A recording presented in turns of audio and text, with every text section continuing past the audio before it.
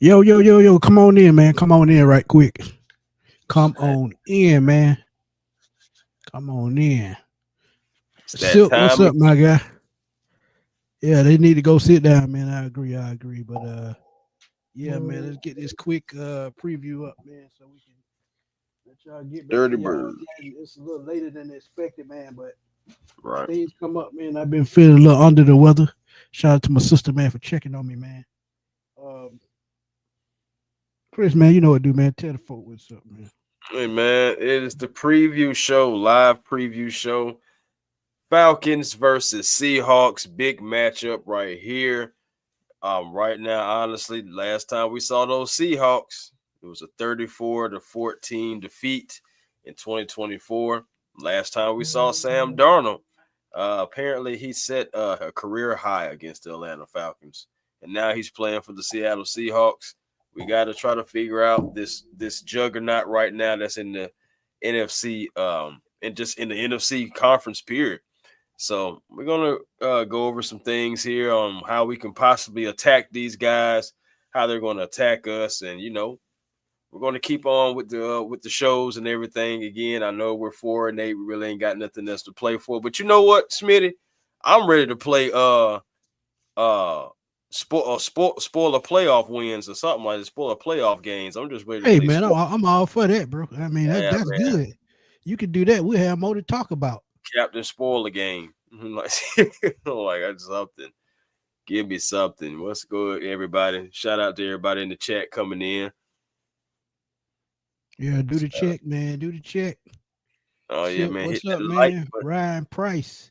Y'all hit that like button, man. Like Ryan say, man. Hit that like button. Dirty Yes, sir. Bird Gang, what's up, my guy? What's Robert happening now? Blackman. Robert was good. And the smoke said, he said the smoke Vivo said he see us, he don't see us beating the Seahawks. Mm. Well, I got news for you. I don't either. So, No, like, so I'm like, hey, we we've go, seen we go. stranger things, man, because the Rams lost last week, believe it or not. Yeah, man. Got So their butt, anything can happen. got their butt handed to them. I mean, they didn't get blown out or anything, but just to get lose to the Panthers, it just, hey, we lost to the Panthers twice, so don't feel bad, Rams fans. It's like they and what they're 7-6 too, huh? Yep. Hey, D'Angelo, man, look, Devin been around a while. He played for the Buccaneers a couple years ago and had a decent game against us. So I was Mm, surprised with what I saw with him. But the thing is, man, why the hell is Agnew still back there when Tompkins can return kicks as well? So you I might as well thought we just left go. Agnew in New York. We should have. We We should have. didn't. Nope. But Tompkins, hey, he can be a special team. You got D Offer that can return kicks and punts.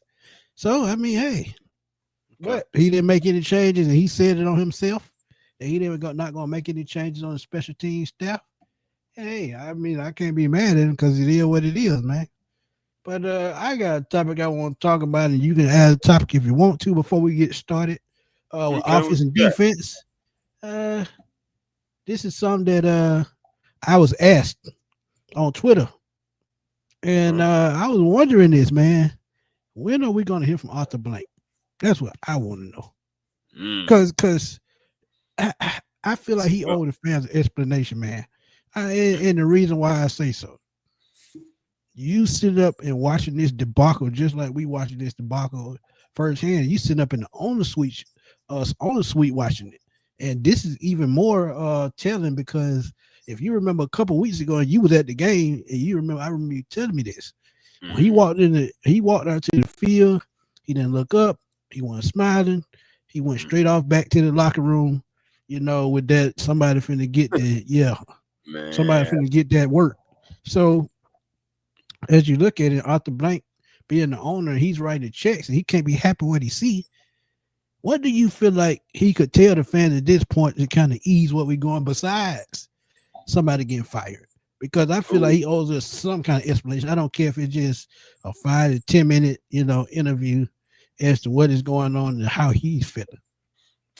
Well, I mean, off the blank, I'm thinking it would go something like, Of course, taking accountability, saying that we haven't been able to get it done. Intentions were good, but we still haven't produced the results type thing.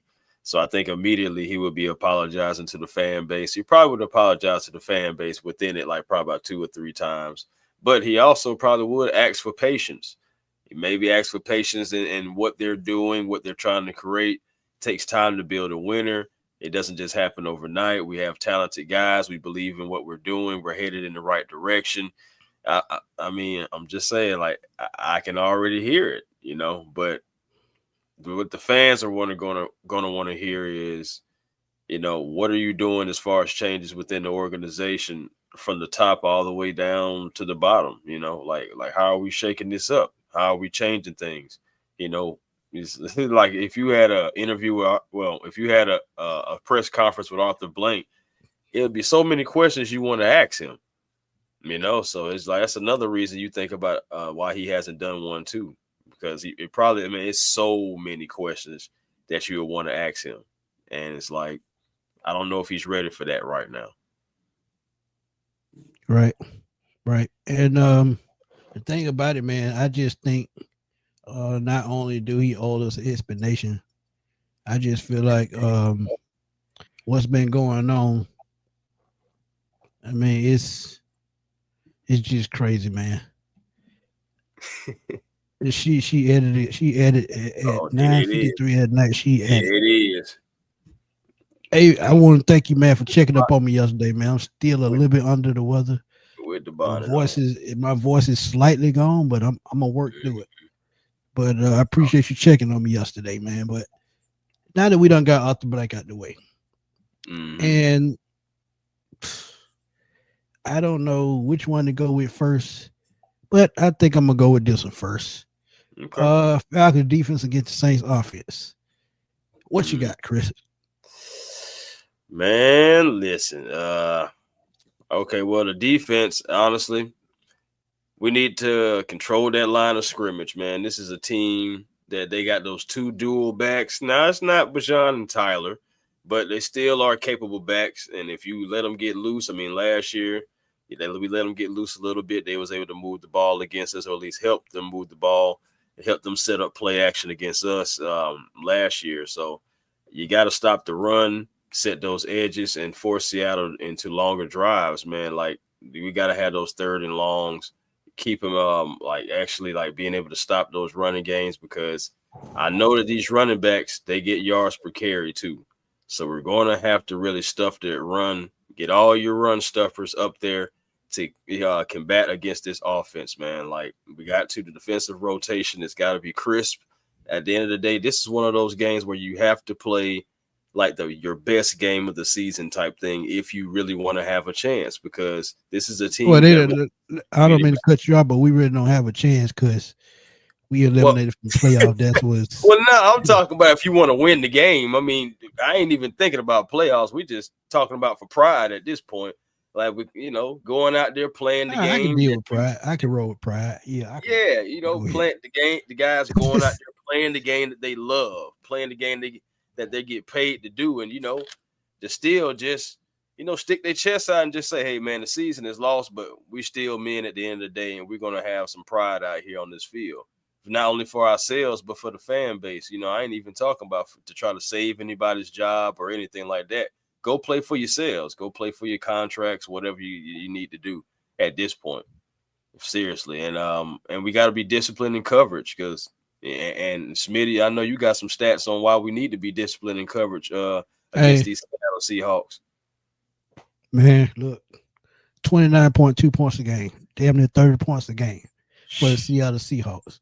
And we talk about a guy, Sam Darnold. We talked about him in Minnesota. You told me before we came on air, he had a career game against the Atlanta Falcons the last time they played in Minnesota. But again, you look at 29.2 points a game, and how does that happen? Sam Darnold got this guy named Jackson Smith and Jigba, and he was the reason why they traded DJ Metcalf to the Steelers and got that first round pick, and it worked out. Why? He is, let me make it straight because I want to be right.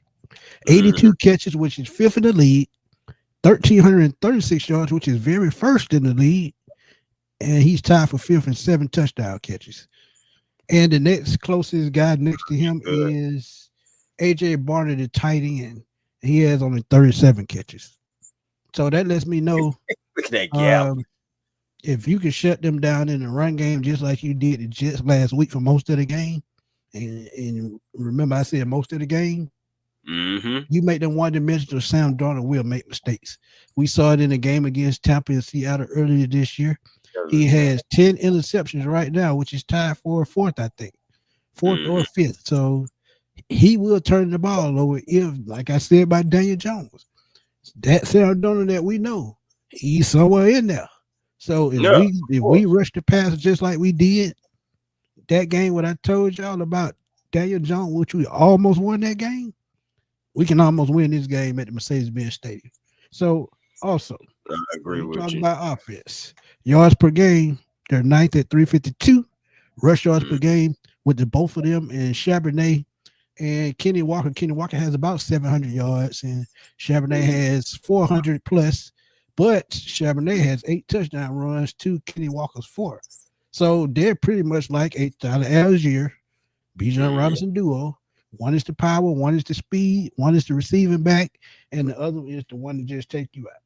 So when you look at, what they do a game and rushing yards per game, they're 18, which doesn't sound too enticing. But against a team like the Falcons, who are bottom 5 against the run, it sounds like all the leverage in the world. But when you talk about Seattle's offense, if you can just keep them off balance, force Sam Darnold, to being one-dimensional, forcing him to beat you, I think you have a chance to win this game. What you got? Well, the thing about it is they try to keep things real simplified for Sam Darnold. That's why he really doesn't turn the ball over often. And, of course, the big play receiver, JSN, of course. But, the Falcons can still be able to rattle the cage of Sam Darnold.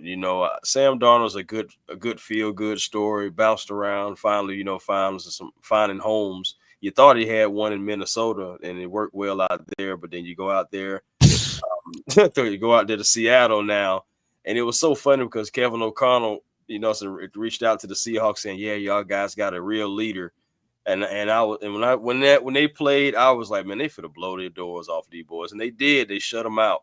So, again, that just lets you know how good this offense can be. But, again, Sam Darnold, just like Smitty said, that old Sam Darnold is in there, but you're going to have to lay hands on him. You're going to have to – you got to get to him with the real pressure, really get to him, rattle him, and that's going to be the way they like to beat him because he's going to throw you one. He will, but you have to be patient too because, again, they the way that they have constructed this offense and it just with that experienced coordinator – being able to use the strengths for the quarterback and keep him out of bad situations that will cause him to turn the ball over. So they're doing a lot of good things up there in Seattle, and they're just their first year all together, man. And in order to combat it, man, especially on the ground, just like Smitty said, I mean, we're ranked 25th right now against the run with 131 yards per game. So think they're going to try to – yeah, I mean, you're right there at it, though. You're still in the bottom. The bottom is the bottom. You know what I'm saying? Yeah. So at the end of the day, that's why I say in the beginning, you have to be able to try to stop that run because they're going to try to use the run against us to set up that play action, get that prime time wide receiver they got going, and also just the others, they have involved too. So we just got to be disciplined. That's one of them sound games. You have to play your best game. Got to, man. You got to. But like I was said, make Sam Darnold one-dimensional. Let's get these super chats out the way right quick. We got 2 super chats. Willie, thank you for the super chat. Truly appreciate it. Who else? Ryan Price. What's up, my guy? Thank you for the donation, my brother. Truly appreciate it, man. Willie says, blessing A1 and Smitty. Hope you feel better soon. I appreciate you as always, Willie. Play spoiler, make Bijan the face and give our young defense a meaningful snaps. And see, Chris told me this earlier today. He said, man, we just at the point, and shout out to Berto. He told me to, man. I put out a tweet earlier, and he answered it. He said, man, this could be something that these young guys could be working towards next year. But at the same time, I get the meaningful snaps, but you want the snaps to count. And I think with the experience they will count. But I think more than that, I think this gives these guys the time to jail just a little bit more. Because like I said, we don't know what this off season brings. Some of these guys could be the last time playing together. So and a lot of Yeah, them they could be auditioning for other jobs, man. So we don't know exactly. how their future is going to turn out. So you know, coaches, get these guys something to play for going into the off season and get them some, hopeful to having a future in the NFL. Because if you set them up to play well, no matter if they finish 500 or not, you Mm, just you're gonna continue their career and give them a chance to keep their NFL career going. That's something that they can look forward to. But Ryan said we are third best, I think, run defense. No, no, I'll say we third from the our run bottom. defense. No, let me see. He might be talking about Seattle. Um, Seattle is second. Absolutely, they 88.8. See, So they we are are. second. And the Hawks are fourth, and then the Rams are fifth.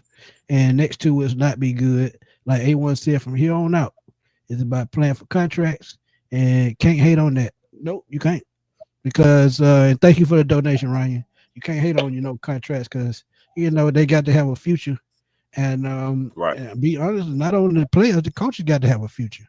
And if they don't show us anything down the stretch, the last half of the season, last quarter of the season, who knows what they'll be? They could be, position coaches. They could be sitting at home on a couch. Who knows? They could be in college football because there are jobs open in college football right now. And even though Zach Robinson got looked over for the North Texas coach, there may be still a school out there that may be willing to take a chance on Zach Robinson as an offensive coordinator or as a head coach. No matter what level it may be, it's still something to coach for. Right. No, no, definitely. And again, just going back to Seattle's offense, man, they don't turn the ball over that much either. They're 31st in the league as far as that goes, but they're sixth in the league on defense when it comes to takeaways. So, Absolutely. you know, and I know that Passing leads us. yards a game, they number 11 at 200.7. So, I mean, it's going to be tough because overall, yards per game is six. So, that's going to be tough, man. So, yeah, while we talking about this, let's get right on into it, man. Let's get right on into it. Falcons, no idea that was Falcons offense against the Seattle defense. Mm-hmm. And, ooh, man, I hate to say this because when Uh-oh. I saw his final stats during the game, 193 yards from scrimmage, and you lose the game. Bro, it's mind-boggling. That's mind-boggling to have both of your guys be able to attack the defense, but you still lose that game. That's tough, bro. That is tough. And the thing of it, man, how in the world can the special team coordinator still have a job? Think about it, man. He put it out there. No, there would not be any changes.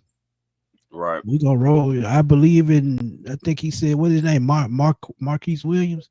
I believe in Marquise and what he is trying to do. How can you believe in that garbage that we've been seeing?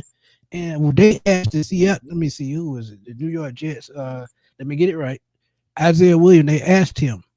Mm-hmm. What did he see on the field? He just said, "I seen the gap just open wide up." Gaps. So when you see the gap open wide up, pause. Oh. As a returner, what else can you do? Yeah, What no, you seriously, bro. It's just like shoot through the gaps, man. You got to. I mean, at the end of the day, our special teams has been an Achilles heel all season long, and I don't understand.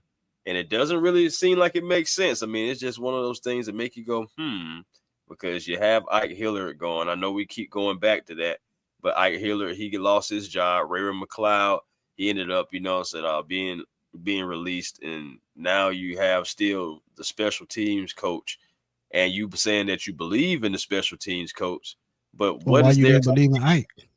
Why you didn't believe in Ike? man? Again, I told you how I feel about that. I really believe that Ike maybe challenged him, and to a degree, and it's like, okay, well, you're challenging the head coach, so you like breaking the chain of command type thing. I'm about to go ahead and just let you go. But So we talked about this on the show yesterday. We talked about this yesterday. But my thing is, this is why I said he didn't bring in veteran coaching, because it did that right there, what you talking about.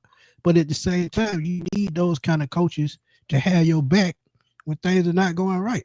Because if they had a veteran coach on the sidelines that has coached special teams before, and they see Marquise Williams making a mistake with his coverage or his personnel, which who he's putting on the field, that return doesn't happen.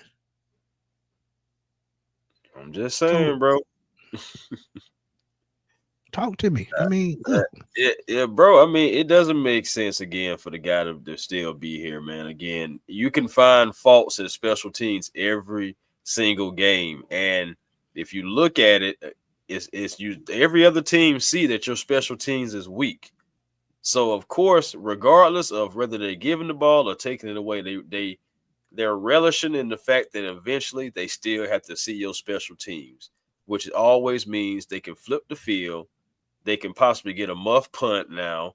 It just doesn't make sense that this guy, like, the message it's not computing. It can't be. It's like we're not getting the result. We no matter what's happening in practice, we're not getting the results on the field. Only thing we're getting on the field is giving the opposing team better field position and putting extra stress on your defense. You got to help those guys out. Yeah, the defense got to go out and do their job. But my thing is, you got to help them out with the field position. Having them right down there on the 10-yard line to start the drive, that's not cool. It's not worth it, man. I mean, it's just stupid. Well, Boom, Dirtbird Gang said Seattle ranks highly in passing efficiency given the low completion rate. However, they rank 16th against the run. He's absolutely right. No. They are actually second against the run. 88.8. So they're gonna be hard to run against. So running the ball is key, converting touchdowns in the red zone is still an issue. But believe it or not, we're gonna have to mix over the last 7-8 weeks, the Atlanta Falcons are best in the red zone, period, at 94%. Yep. It's not getting the end zone, it's getting into the red zone. Right. Absolutely. And we're gonna have to use more tempo, more misdirection. We're gonna have to be creative and not cute. As for you're gonna have to, because you're going against a team that has got film on you. They already know what you're gonna do. They know your players. They know they're gonna have to rock with Bijan and Tyler. No, we're gonna try to run the ball. Hopefully Drake will be back, but I wouldn't be surprised if he's not. I'm still thinking that he may be back for the divisional matchup against the Bucks. But it's still that's Thursday, right? Right, Thursday night football. Yeah, so I don't see him playing this game. Right, that's what I'm saying, man. Quick turnaround, hell no. It wouldn't be a point. Let's be real. We definitely need too many points on the field. Not on the board, on the field. And why do we do that? I mean, they can't get out the field. They can't convert downs.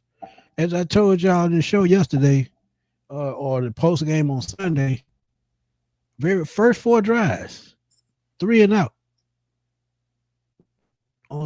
First 5 drives, 3 and out. 3 of those drives, they were second and 1 or third and 2 or less. And you mean the entire time you standing on the sideline? Make that make sense. See, something it just don't compute because we're not using logic as to what is going on the field, and we're not watching what's going on the game. You see how the Seahawks are one of those teams, and like I said, after Jackson Smith and Jigba, the next receiver got 37 receptions. That's 55 catches less. So you mean to tell me you can't come up with a game plan to shut down one receiver? And AJ, let's keep it real. AJ struggles against big receivers, but receivers such as Jackson Smith and Jigba, they're gonna line him up all over the field. So you won't see him, AJ Terrell on him probably but once or twice the whole game. He's mainly lines up in the slot. They're gonna definitely try to find that matchup. But the thing about it is, I'm not worried about AJ. I'm more so worried about D Alford in the slot. You know how he does against those twitchy guys, man, those fast guys. He does. I feel like they're gonna try to attack him. I mean, why wouldn't you? So you got to be careful with that too, man. They're gonna move him around for sure. Say keep Drake out for the Willie, rest of the season. I Drake would not do gonna that. do that. He Drake got not to come gonna back though. He got to come back because he got them incentives he got to worry about because he has one more year before a contract year. He's got to get to that 1,000 yards. So when contract time comes up, he has the back-to-back 1,000 yards. Hey, that's a little bit more enticing than those first 2 years. So this is why he will come back.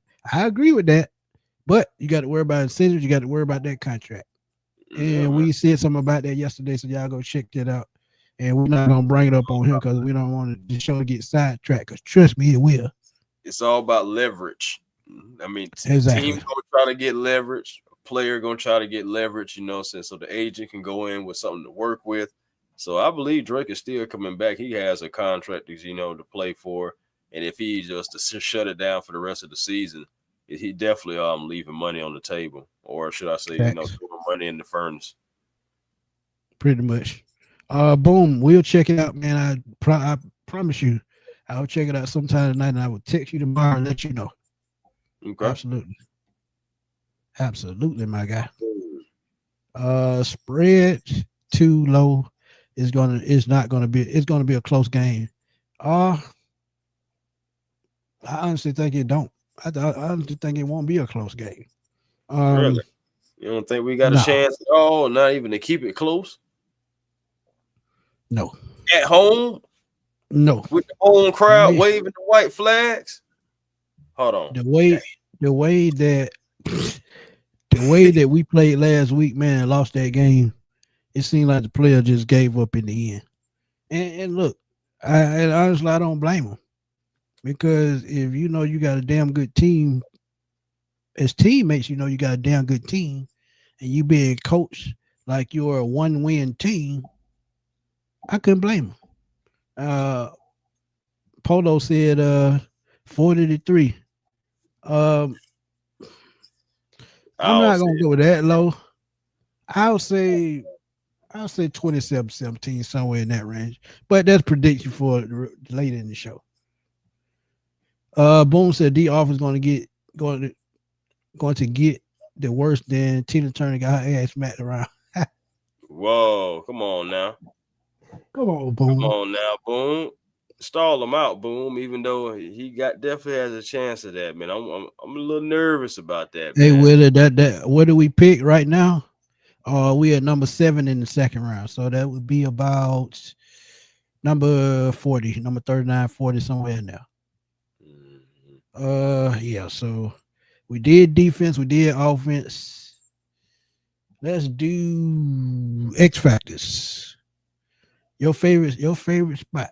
Oh yeah, man. You already know. Y'all make sure y'all throw the X's up, man. X factor time, man. Man, where we go with this one? Who you got for your X factor, Smitty?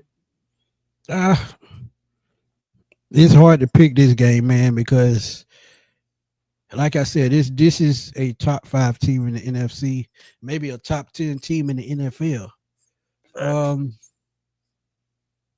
But if I had to go, I'd shake it up a little bit, man. I say Brendan Dorless would be my X factor on defense.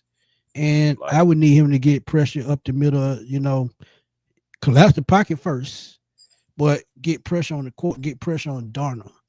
Because as I said, if you make them one-dimensional and make Darnold beat you, I think you have a better chance of winning this football game.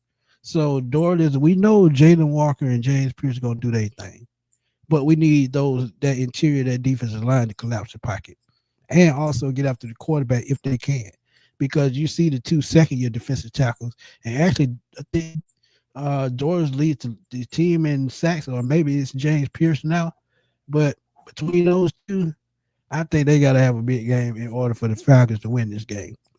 They've got to control this game in the trenches. And to do that, Dorless got to be that guy. But you talk about offense. I'm gonna go. Uh, Darnell Mooney got to show up this game. I always say Kyle Pitts. I always say Bijan Tyler. But as a receiver, Drake probably is not going to play this game.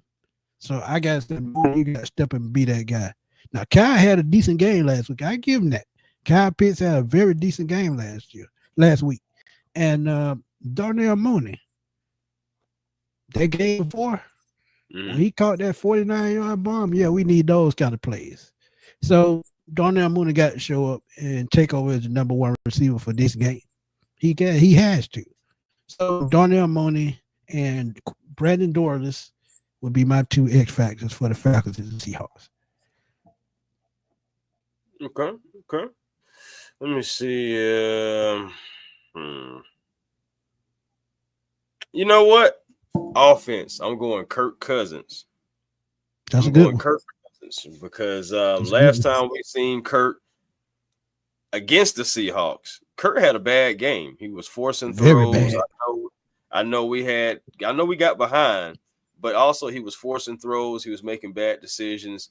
The Seahawks defense was able to speed him up, and he had happy feet out there. So I'm looking for him to turn things around against the Seahawks a whole year later. And honestly, man, be the veteran. I mean, it's your offense right now. It's your team. Go out there and lead them to a victory. I mean, you've been getting close, but we haven't gotten the cigar just yet. So it's just, hey, man, Kurt, go out there, be the leader, the veteran, run the playbook. You already know we're going to have to mix it up against these guys, but also make sure you're stacking plays. So, and that goes back to the offensive coordinator, but I guess I'm still talking to Kirk Cousins still with that too. So, yeah. Kirk Cousins, again, is going to be my X factor on offense. If he can play mistake-free football against this team that likes to take the ball away, I can see the Atlanta Falcons at least giving themselves a better chance to stay competitive in this game. On the defensive side, I will go, I'm going to go with a guy that I don't think we made him the X factor all year so far. I think I know where you're going. I was just about to say. Jesse I knew that where you was going. Ooh, that's tough to say. I need to see more of you. I need to see more of you, sir. He's been back there. He's been trying to do his job. But, yeah, Jesse has made a few mistakes this year, more than normal. I will admit to that as well. But, Jesse, I need you to be back there. You and Xavier Watts, y'all guys, got to protect that back end. But also helping in the run game. Jesse Bates, just, go out there and play free and have a big game. We need something. We need a spark. We need something to motivate us. And I believe Jesse Bates can be one of those guys to possibly be able to get into center field and pick off one of those Darnold passes and, check them into the Bates Motel. That's a crazy show, man. I've seen that before. That's a crazy ass show. Boom said his X factor is find a way to win. Just that simple. Oh, I can't argue with that. Boom, you're starting to sound like Coach Heem, man. You're starting to sound like Coach Heem. Dirty Bird Gang 11 said the offensive line is my X factor, dominating the line of scrimmage and erasing the penalties. I agree with that. Because they played well last week. Bijan had damn near 200 yards from scrimmage. They played very well last week. But couldn't close drives, and they started off too slow. If you start off a little bit faster, remember me saying on the previous show last week, they get off to a fast start and hit them in the mouth, they shouldn't have a problem. If they did that last week, we win that football game. So, Johnny say, Terry Fontenot has ruined this team and should be fired immediately. We have no receivers, no cornerbacks. Offensive line is old and can't block. Try to play like Darnell Mooney and Mike Hughes. Oof. Man. Yeah, I agree with Larry too. Johnny, I go ahead. Oh no, go ahead. No, I'm pinning this one. I agree with this to an extent, Johnny. But I would say we do have receivers. It's just the offensive play call is making them look bad. Because think about it, David Seals caught a touchdown pass 2 straight games, so he's coming around. You have Mooney who had a good game, the last game that we won, but you can't stay consistent if the play calling isn't consistent. So the scheming got to be right. And if Zach Robinson can't get that right, him and Kirk Cousins can't stay on the same page, you don't get games like this. And when you can't close games, that's on coaching. And you talk about cornerbacks. Yeah, Mike Hughes got burnt. Yeah, D offer he made some questionable play, but D offer has played very solid all season. All season. So one game, I'm not going, thrash him for that. Offensive line. Yeah, they getting up in age, which is, Jake Matthews, he's the senior citizen on the team. And Elijah Wilkinson on the other side, he leads the league in penalties as far as offensive linemen. But when you talk about the guards, Bergeron and Lindstrom, they're pretty much, the anchor of the offensive line. They're the one helping New Zealand in the middle. So just keep in mind, I agree with what you said to a certain extent, but coaching and injuries have killed the Falcons this year. So if they can size it up before the end of the season, we'll see how much better this team could be. Absolutely. Elijah definitely play better. Those falls are just ridiculous. And that's where I'm at with it, man, because Elijah has been a lot. Man, Elijah, he's playing out of position, I know. But at the same time, man, that just goes to show you that this draft, even coming up, even though we have no first round pick, is still going to be very important. We may need to trade back. I know we haven't really traded back like that often, but we need to trade back because we need more draft picks because we have a few holes to fill. We got to get depth guys and not just, stragglers off the street. We need to start, getting some depth guys that we can really actually groom, develop, and actually when guys are starting to move on, we have guys sliding right back into the slots. Listen to what you saying, bro. What did you just say? Repeat what you said. You just think about it. I know, bro. I'm just saying we can't develop. We cannot develop putting together a Big Mac with this coaching staff. I know it, but we still got to bring in talent for the next guys. At least something. Mm-hmm. I mean, we don't know who's going to be here next year. To be fair, and we don't know who's going to be pulling the strings. But I can tell you, like, guys that we have right now, I can already name a few guys that I can already tell you shouldn't be back next year. Like, I mean, shoot, what? We plenty of guys, and my thing is you're going to have, like, for example, if J.D. Bertrand, if he's not here, let's say Jesse Bates is not here, we definitely need bigger linebackers. We need a thumper. Yeah, we need a thumper. So I'm just saying, if you're getting rid of those guys, you got to still be able to bring somebody in to replace them. And if you don't have enough draft picks or capital, it's like you're going to be shopping at Dollar Tree again, which, I mean, that isn't up either. Then you have the offensive line to worry about. Right. Like you were just saying. You think about it, too. I know the Rams getting that it's a top 7 pick right now, top 6 or something like that. That's bad. But what you getting in James Pierce, that's a good thing. But you got to think about it, too. The higher we are up in the first round is going to be the higher we up in the second round, like you said, and I said it too. If you can trade back and probably get another, I would say, second round pick. No, I'm sorry, another 4th round pick, because it's probably going to be a 4th round pick if you trade back, depending on how high it is and depending on how far you move back, because somebody's going to slip through the cracks just like Xavier Watts did last year. So whoever they bring in the coach, they're going to have to be able to develop talent. And not only that, they're going to have to find a way to manage the remaining players that we do have. And then I'll give y'all a perfect example.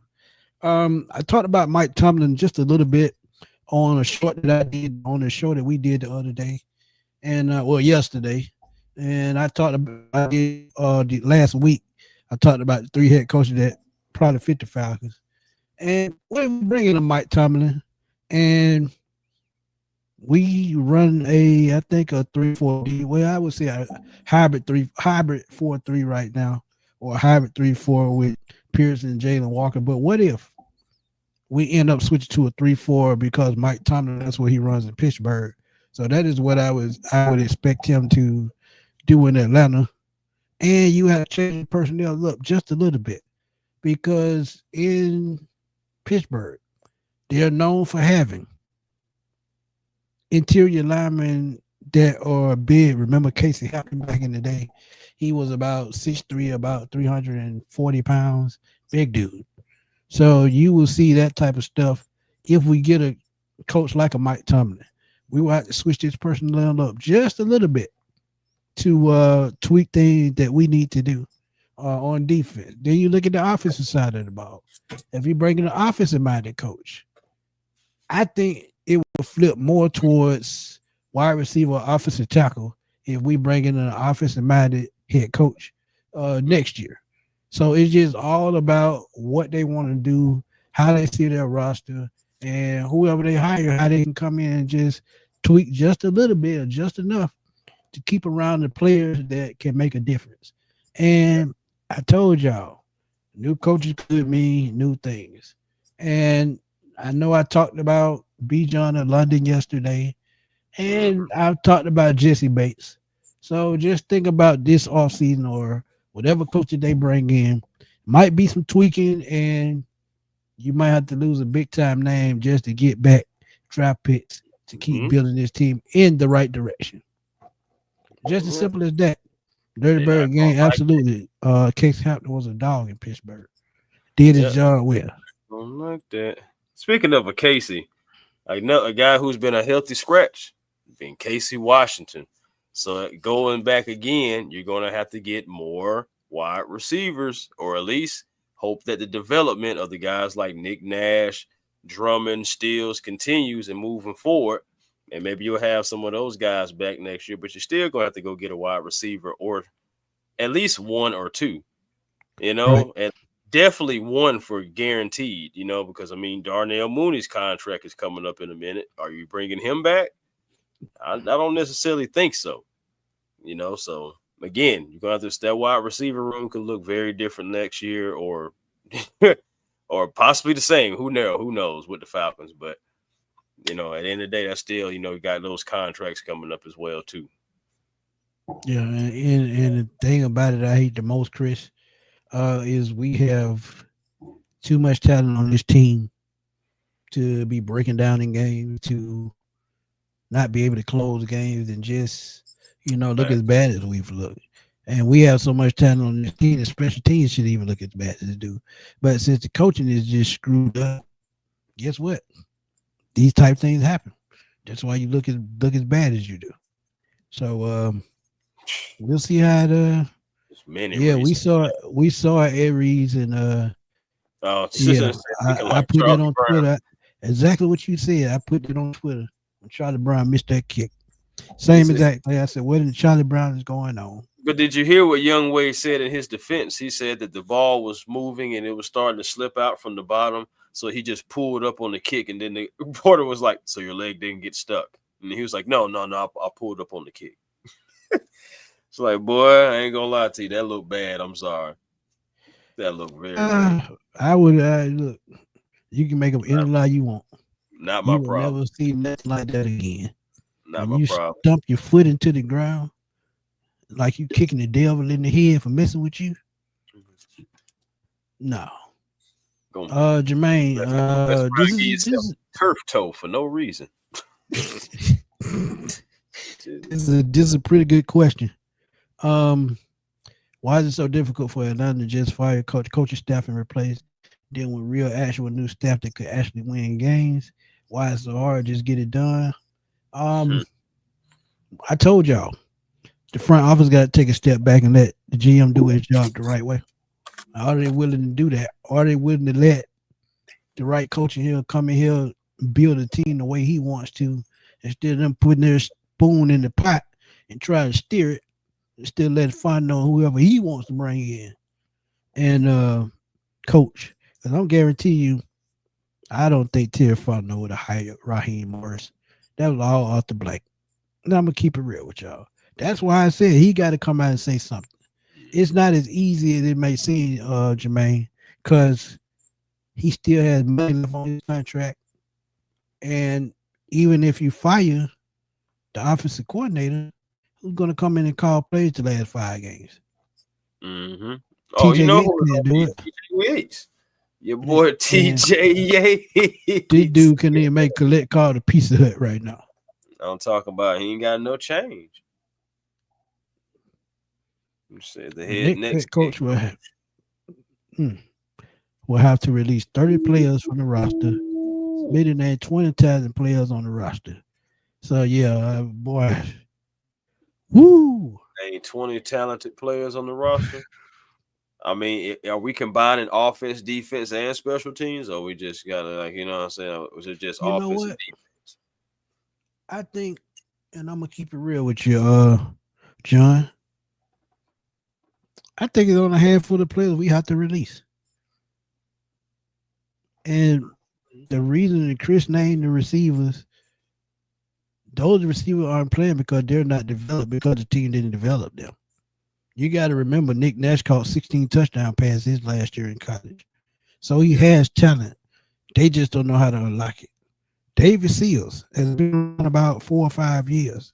He's not a rookie. So this is probably why he had the ups over those guys.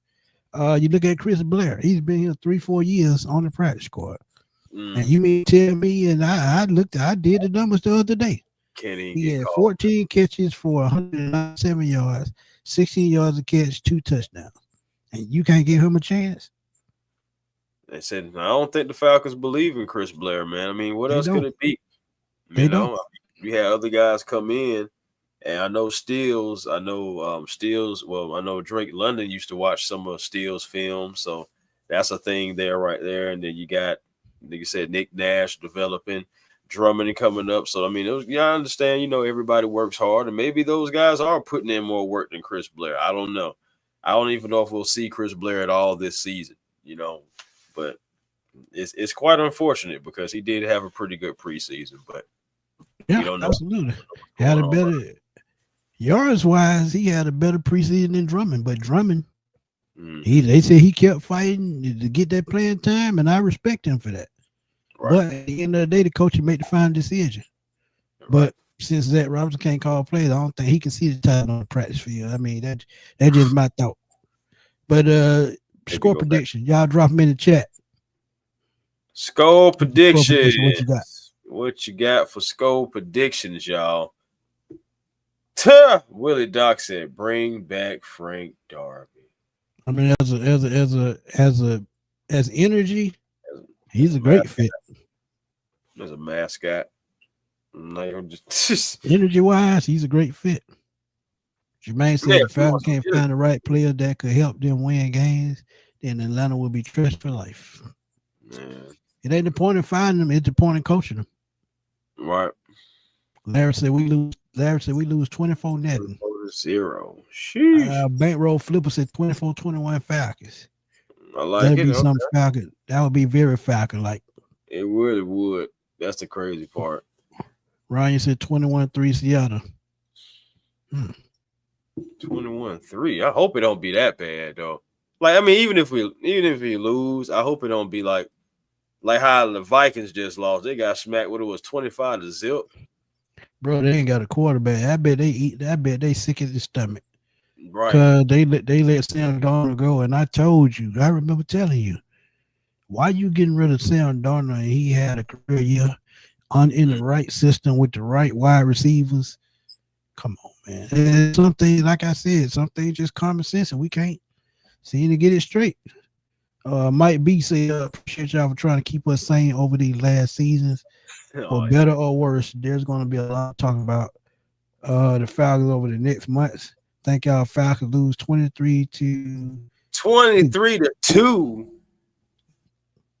I'm like, hey, didn't that close to happen? That kind of happened before too. That's the thing. That's the thing. It was the New York Giants. They scored 2 points.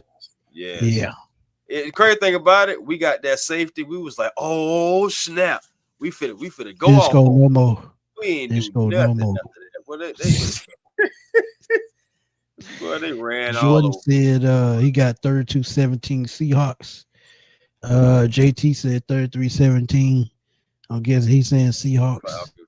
I guess he's saying Falcons. Dirty Bird Game said Seattle runs the ball, blow out 41-21. If we neutralize, then we lose 28-24 because of coaching. Yeah, he said either way it go, we still lose. We lose. We better win at the Bills this Sunday, 28-24. I'm going to say 28-20 Atlanta. This is Raheem's job right here. I mean, I don't care if they win or lose. I think Raheem going anyway. Yeah. Willie said third 22. Seahawks by a touchdown and 2 points. Okay. Raymond said, A1, what's up, man? 21-17 Falcons just when you think they won't. Hey, I like it. Let me see. My score prediction. I'm going to go. I still think it's going to be a close game. I think the Falcons are going to surprise the Seahawks a little bit. Maybe the Seahawks come off thinking that they already got this one won or something, and Falcons be able to catch them off guard. But shoot, man, you can't think a lot of tail, huh? Can't think of a lot of tail. God darn. Okay. I'm gonna go 34. I'm gonna go 34-31 in overtime. Falcons. No more overtime, man. You ain't learned yet, have you? And you did find a lot of tail. Go to overtime with the Seahawks. You did find that, and I give you that. John said he think gonna be an upset 24-21 Atlanta. Well, I hate to be a bomber, but after last week losing to the Jets, a team that clearly should have won against, just like the Dolphins, just like the Panthers at 0-2. Can't tell you. We can pull some lists out. We can go on and on. I think Jackson Smith and Jigba goes for 175 yards. And that's only because he's going to probably be guarded by Mike Hughes or D. Offer. There's no knock to them. Nobody in the NFL have found a way to slow that kid down yet. 1,330 yards already, and we still got about 5 games to go. He's going to be challenging Calvin Johnson's NFL record at 1964. Jackson Smith and Jigba could be on the first 2,000-yard receiver in NFL history. I think he's going to come close to it. I don't know if he's going to get it. But this game, I could see him going for 175.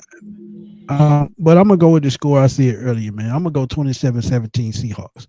The Falcons keep it close early. But we all know they don't make second half adjustments. And that's going to hurt them in this game. So I'm going 27-17 Falcons. Seahawks. 27-17 Seahawks. Hey, man. They can easily go that way, too. That's the thing. Jermaine said, I don't think Atlanta's comfortable with overtime games because they usually lose more times than most other NFL teams. Maybe. That's a great point. Great point. You lose them a lot. I think the last one, I know the last overtime game that I remember off the top that we were just we finished it in a flashy way was when we Robert Alford picking off Kirk Cousins when he was with Washington. Yep. Rocky Alford. Hey, Brent Rowe, I wish I had it right, but I just don't see the Falcons pulling this one out, man. And they still got the Rams. Get them, Brent Rowe. Tell them. They still got the Bucks on Thursday, so yeah, man. Honestly, I'm couple weeks. That's why I'm saying, bro, it's got to be something prideful. You got the Seahawks coming in. They smacked us last year by 20. I'm trying not to get smacked again, you know. But you talk about pride. The coaches got to have pride before anybody. They got to be fighting. I know, but it's like honestly, the coaching staff. It's like they do have pride. That's the thing, though, Smitty. I really do believe that they go out there to try to win, and I'm trying to get a little confidence. But again, it's just at the end of the day, no matter what you're trying, it's not working. And the team is just falling into that whole loser mentality, just like the coaches. At the end of the day, we have a coach right now who is statistically the worst head coach like in NFL history with games and everything going. Because I know you had Nathaniel Hackett, but he didn't coach as long as Raheem Morris. He didn't get a second chance, etc. He only coached one season. You know what I'm saying? So we're talking about multiple seasons. So again, this is what we have to deal with. So let's just try to salvage the season by evaluating the players who will be here next year, gaining snaps, gaining reps and everything. You hate that Michael Penix, is right not through not rehabilitation. He's going through recovery.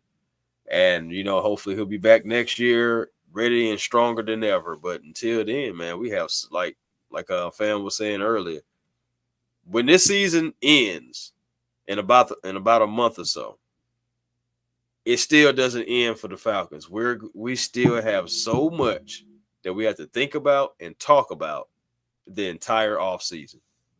Draft picks, free agents, who fired, coaching moves. Yeah, all that everything. GM possibly being fired. And then look, every time something happens, y'all probably gonna catch me at A1 on live. As soon as something happens, we going live because we gonna talk about it. And it's probably gonna be something we don't talk about anyway, and it just happened because we knew it was gonna happen. Sometimes it's just like that. Get ready. Dirty Bird, no doubt, my guy. No doubt, man. No doubt.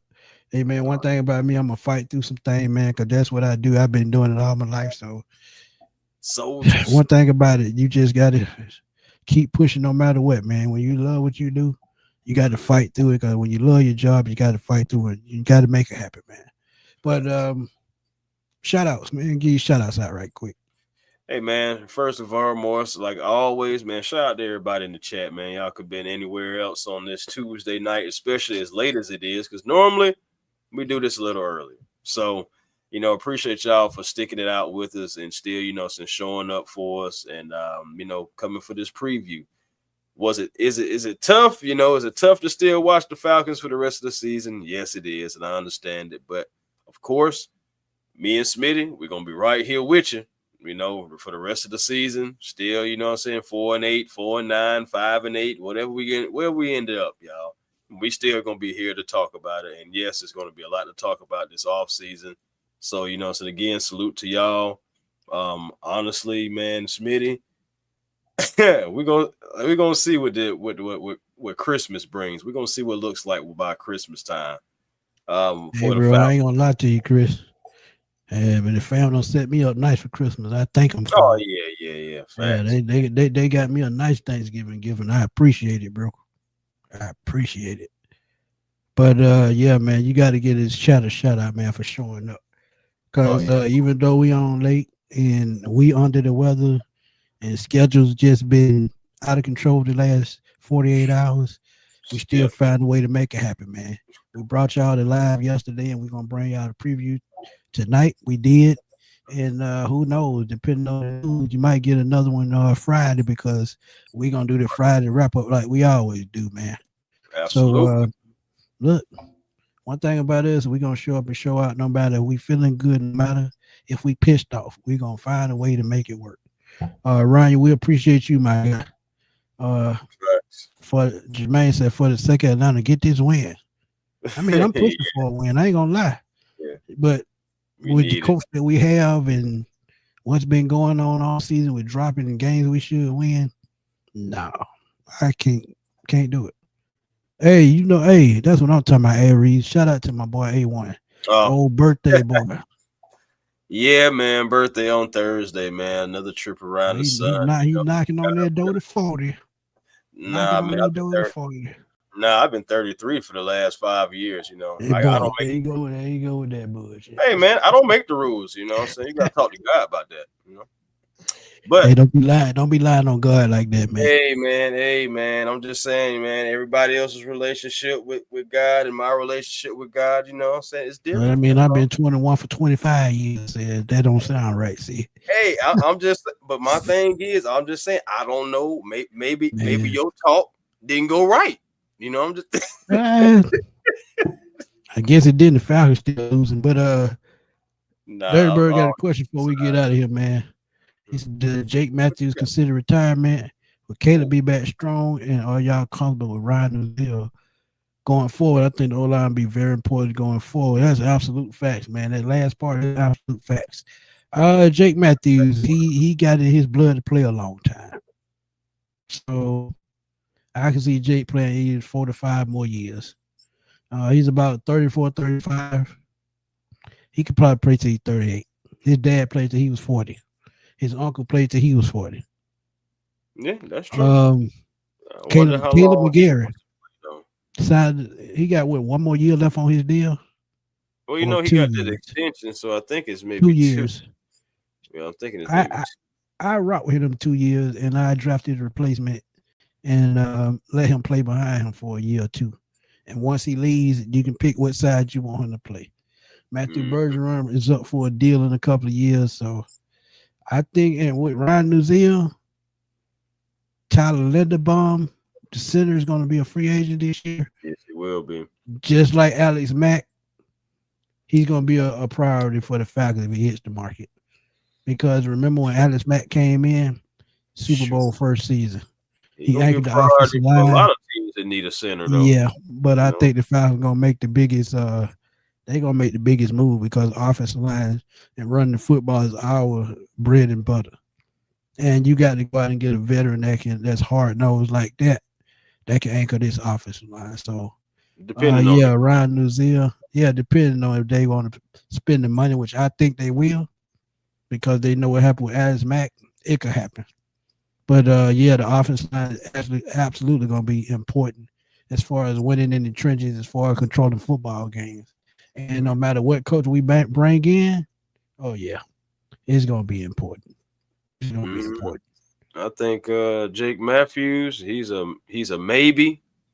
If I had to go back to it, Jake Matthews would be a maybe. Caleb is a yes. And I think as far as comfortable, no, I'm not comfortable, but I do think that Ryan Nuzile will be on this team, though. Even no matter who, because it's still you got to have that depth. Right. Got to have the depth. So, Raymond, he don't get no application. Application to where? He can get an application to Starbucks because he's gonna be mixing drinks next year. I mean, I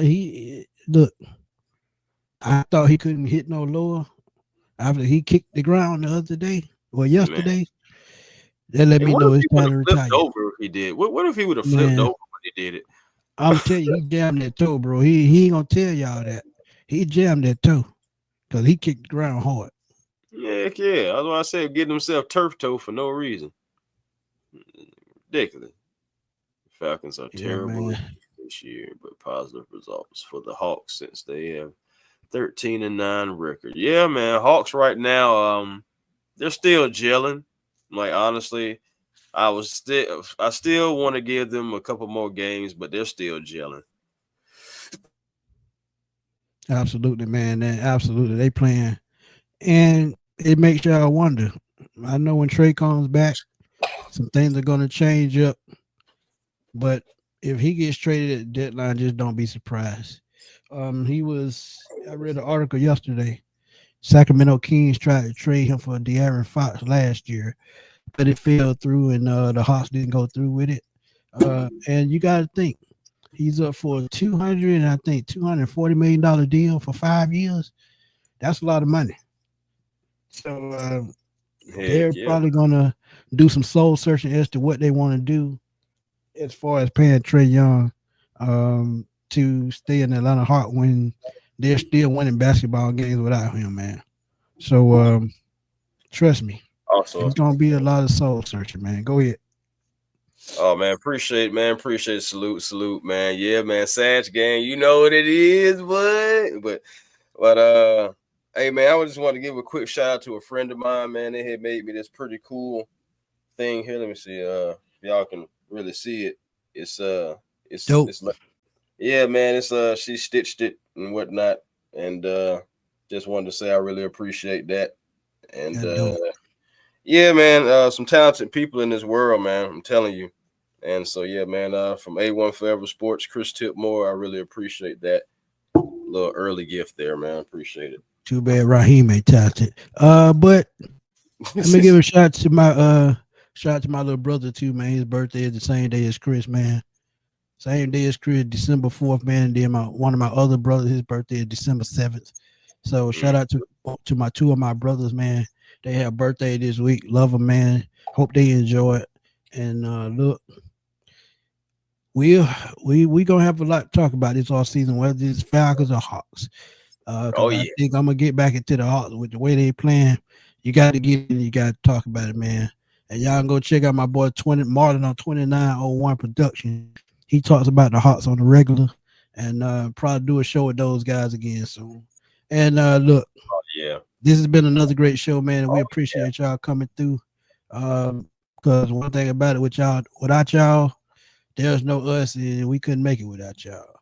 But until Friday for the Friday wrap-up show, man, me and my boy A1, we're gonna try to recuperate, get back into the game a little bit sooner, and see y'all Friday. Because the injury report and the latest news is gonna be interesting going into Sunday. But until then, man, we're gonna holler at y'all later, man. Peace.